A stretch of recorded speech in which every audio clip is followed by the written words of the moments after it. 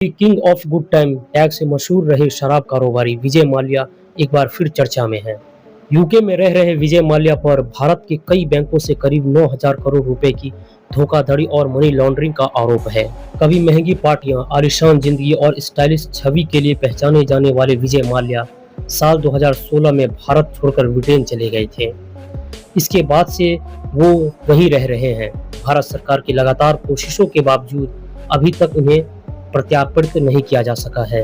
एक समय था जब बॉलीवुड से लेकर खेल और कॉर्पोरेट जगत में माल्या की तूती बोलती थी, लेकिन 5 जनवरी 2019 को सरकार ने विजय माल्या को भगोड़ा घोषित कर दिया। 18 दिसंबर 1955 को कोलकाता में पैदा हुए विजय माल्या के पिता विट्ठल माल्या भी कारोबारी थे। विजय माल्या ने बिजनेस के गुर अपने पिता से ही सीखा था। शुरुआत में विजय माल्या बिजनेस में रुचि नहीं रखते थे। पढ़ाई में उनका खास मन नहीं लगता था। बेटी की शैतानियों से तंग आकर एक दिन विट्ठल माल्या ने उन्हें थप्पड़ जड़ दिया। पिता की नाराजगी देखकर विजय माल्या ने खुद को बदल दिया। फ्लाई द गुड टाइम्स और the taste of real India जैसे टैगलाइन के साथ कारोबार के चरम पर पहुंचे विजय माल्या की कहानी किसी फिल्म की स्क्रिप्ट से कम नहीं है।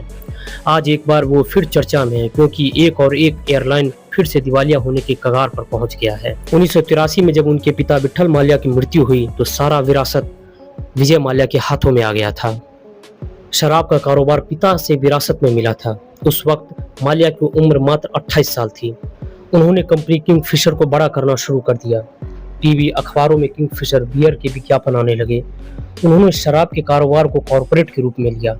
विजय माल्या ने 1978 में यूनाइटेड ब्रूअरीज के आम्रा में विरासत में मिले उन्हें किंगफिशर को बड़ा करना शुरू कर दिया।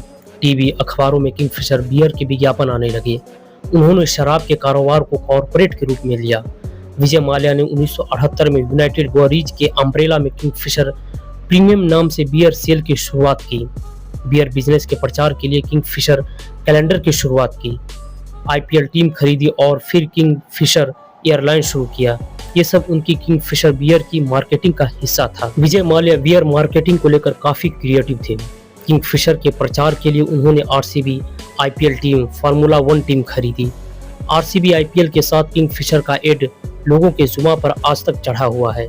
ऊ ला ला ला ले की धुन के साथ धोनी से लेकर विराट कोहली और क्रिस गेल जैसे क्रिकेटर इस धुन पर थिरकते दिखे। विजय माल्या निवेश पर निवेश कर रहे थे। साल 2008 में उन्होंने IPL team royal Challengers Bengaluru खरीद ली। फार्मूला 1 टीम फोर्ब्स इंडिया खरीद ली। हालांकि इसके बाद उनके पतन की शुरुआत होने लगी। माल्या ने एयर डेक्कन को खरीदने के बाद उनकी स्ट्रैटेजी को समझने में गलती कर दी। एयर डेक्कन के मर्जर के साथ 71 एयरक्राफ्ट की फ्लीट और उसके 30% पैसेंजर भी उसके हिस्से आए। विजय माल्या ने मार्केटिंग के लिए किंगफिशर एयरलाइंस की शुरुआत की। 2003 में इसकी शुरुआत हुई, लेकिन इसका ऑपरेशन साल 2005 में शुरू हुआ। बेटे सिद्धार्थ माल्या को बर्थडे पर किंगफिशर एयरलाइंस गिफ्ट किया। एयर डेक्कन को लेकर माल्या का अनुमान गलत साबित होने लगा। साल 2011 से किंगफिशर के पतन की शुरुआत होने लगा। एयरलाइंस लगातार घाटे में चलने लगा। 3 सालों में 1000 करोड़ का नुकसान हो गया। हालात ऐसे होने लगे कि उड़ानें रोकनी पड़ी। कर्मचारियों की सैलरी रोक दी गई। इनकम घटने लगा और घाटा बढ़ने लगा।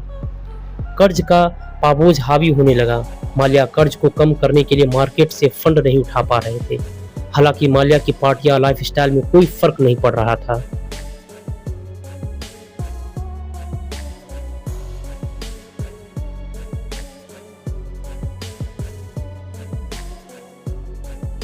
साल 2012 में किंगफिशर का लाइसेंस रद्द हो गया। फरवरी 2013 में इंटरनेशनल फ्लाइंग राइट्स भी सस्पेंड कर दिया गया। साल 2014 में किंगफिशर 9,000 करोड़ रुपए का लोन नॉन परफॉर्मिंग एसेट्स बन गया। कंपनी ने खुद को दिवालिया घोषित कर दिया। साल 2016 में एसबीआई समेत 13 बैंकों ने 9,000 करोड़ रुपए का लोन लेकर विजय माल्या देश छोड़कर इंग्लैंड भाग गए। उसके बाद उन्हें कई तरह से लाने की कोशिश के मामले चल रहे हैं। माल्या ने आईपीएल की फ्रेंचाइजी रॉयल चैलेंजर बेंगलुरु को भी 476 करोड़ रुपए में खरीदा, जिससे यह 2008 में दूसरी सबसे महंगी टीम बन गई।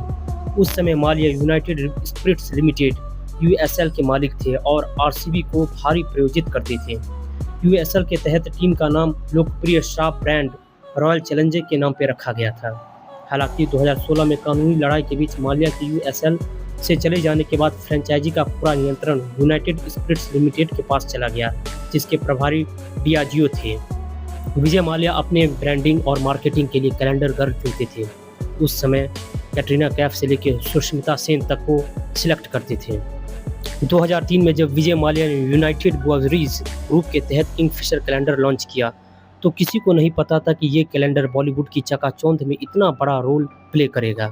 माल्या ने पॉडकास्ट में बड़े गर्व से कहा कि हमने सही लड़कियों को चुना, चाहे वो दीपिका पादुकोण हो या कैटरीना कैफ, हमने टैलेंट को पहचाना।